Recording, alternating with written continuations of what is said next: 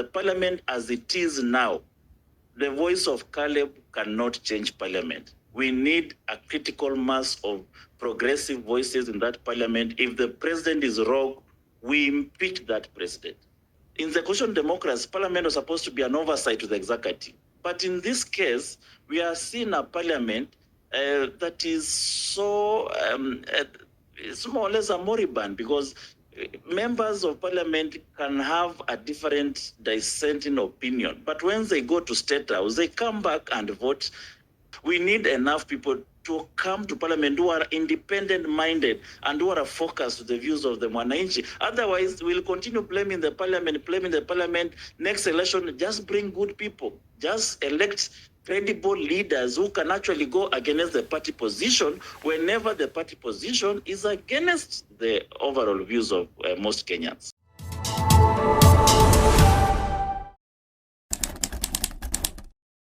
I will be brutally honest, as always, is that we've had governments before in this country since the colonial time, from Jomo Kenyatta through to Moi, through Kibaki, through to Uhuru, and now Ruto. I will tell you for sure, this is the worst we've had, and then basically there's no any perfect government out there. But I'm saying the worst because of the atrocities that are meted on our people, the human rights violations that have been undertaken on the young ones who try to express themselves in the street, the humongous amount of money that is being paraded out there, being splashed in Harambes when the teachers and the lecturers are on the streets. And on the other hand, millions and millions have been spent in Harambes, been floated around by the president's henchmen. And of course, the dire need, the situation of this economy. If you call a random Kenyan across the country, will tell you there's no money in the pocket. This is the worst economic situation, and there is nobody sitting and crafting something out of this scenario. The health sector is completely collapsed.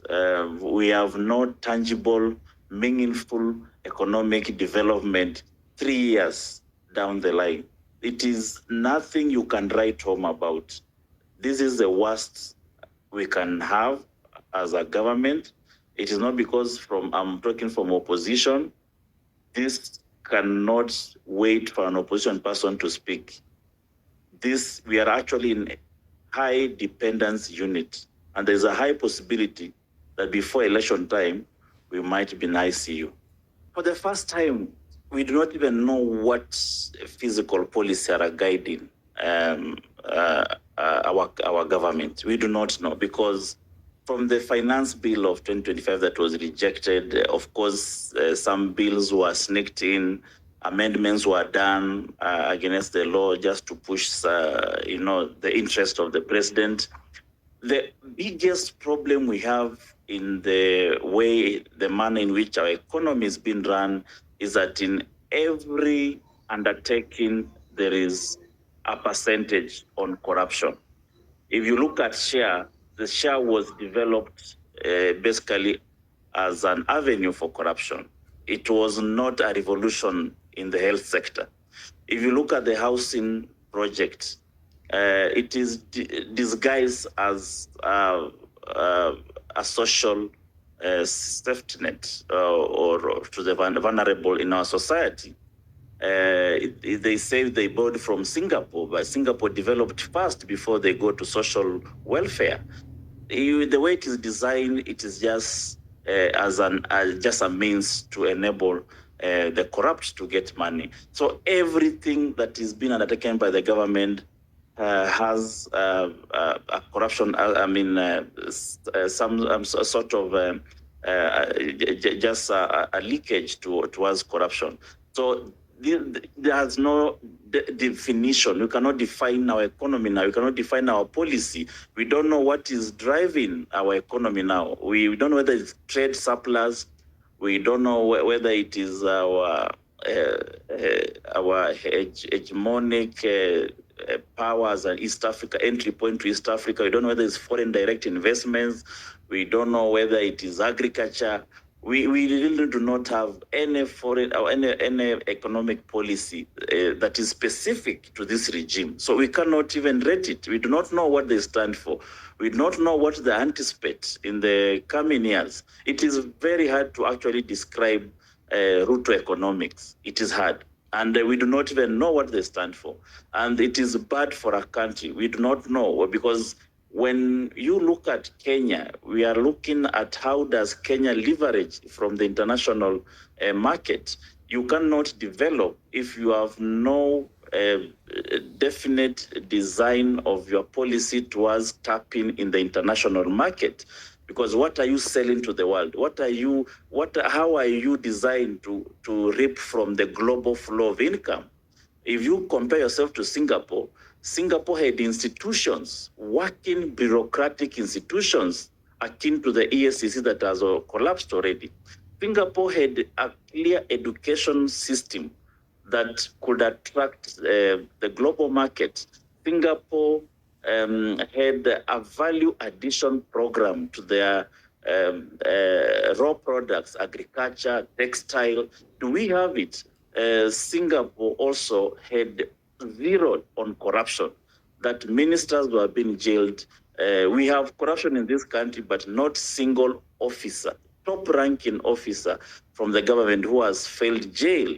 But the amount of money, we've been rated highly, our president has been rated highly as the most corrupt, but we've never gotten even a single MP or a governor being jailed.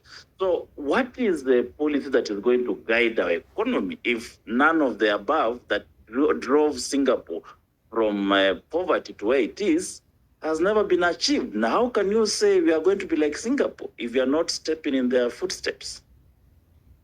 Parliament, as the way it was designed, you just wake up one day as an MP for Saboti and raise issues. No. Parliament has systems. You can only write a question, you can write a statement. Of course, you participate through committees, relevant committees like Committee of Defense, where I belong, Committee of Public Investments, where I'm the vice chair. I'm on Hansard, having put all this in record.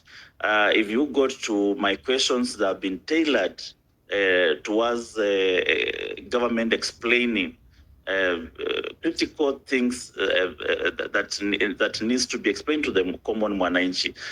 This is how an MP can participate in parliamentary debate. And of course, the Parliament, as it was designed, is that the minority have their say, but the majority, who have been taken by the executive, always have their way. I mean, our voice will be on the record, but eventually a vote will be taken, and of course they will take the day. So one problem that we are facing as a nation is that we need to change the composition of our parliament, and that's why I say, as more credible Kenyans must put their name on the ballot to be in parliament, so that enough voices are there to have a critical mass that can turn things, that can turn the president's, can veto the president's. For example, when you go sign in bills that are against a common mwananchi, the parliament can veto. And we need a critical mass of right-thinking Kenyans in that parliament. The parliament as it is now, the voice of Caleb cannot change parliament. We need a critical mass of progressive voices in that parliament. If the president is wrong, we impeach that president.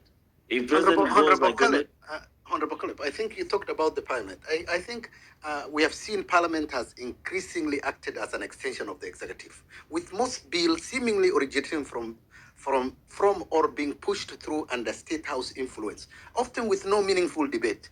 How can Parliament reclaim its constitutional independence and ensure legislations reflect the interest rather than the executive directive? As I follow up that question too. That's it's very simple, and there's no miracle here. You just need progressive voice. I have gone against my party, ODM, in all their decisions. Of course, I know they're always on my case to expel. They have denied me even to be a chair of Public Accounts Committee after Baba Raila Odinga appointed me. They refused because they know my stand. I've lost all those appointments. I was to be whip from Azimio side. They refused because they said I have a strong stand. I'm too principled, to go left when Baba says left and right when Baba says right. They refuse and say this guy is too principled. We cannot twist him to our cause. So I've actually missed critical position because of my stand. That's what we need in Parliament. We need enough people who can even go against their party position and stand for things that are, that are progressive, whether it's for the common mwananchi or for the nation. So you can, Parliament as it is now, as it is composed, not Parliament as envisaged in the democratic, in the constitutional democracy.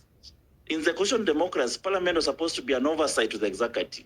But in this case, we are seeing a Parliament that is so, it's more or less a moribund, because members of Parliament can have a different dissenting opinion. But when they go to State House, they come back and vote. Then we can no longer call that as a Parliament as envisaged in the constitutional democracy as an oversight to the executive. It's no longer an oversight. So my point is, do not blame parliamentarians. Actually blame Kenyans who have brought these parliamentarians, because we need enough people to come to Parliament who are independent-minded and who are focused to the views of the mwananchi. Otherwise, we'll continue blaming the Parliament. Next election, just bring good people. Just elect credible leaders who can actually go against the party position whenever the party position is against the overall views of most Kenyans. Just a quick follow-up question, Honorable Amisi. It appears also ODM has knowingly or unknowingly taken partial ownership of President Ruto's failures. In politics, you said perception often matters than intention. And right now, the public sees ODM as sharing in the government burden from economic hardship to the growing disillusionment. Do you think the remaining tied to the so-called broad-based government risk dragging ODM down with Ruto politically, instead of it allowing to stand firm as the people's voice of accountability? Exactly. And that is the reason why I went against the broad-based position taken by ODM. I said there are in other jurisdictions, there are other judicial examples of Germany, the parties that were far right, and they ended up making a coalition government. They performed badly in the next election. There is no way. ODM has continuously reduced in the number of members right from its formation. From the time ODM was formed in about 2002 or 2003, thereabout, we had almost 150 members elected on an ODM ticket. It has been reducing over years because of the coalitions that ODM make. The first coalitions, of course, with Kibaki, you saw what happens. The second coalition in form of handshake with Uhuru Kenyatta, you saw the number of ODM members reduced. Now, this coalition with William Ruto is going to be the worst ever engagement by ODM, because we are actually going to see an ODM with equal member like KANU.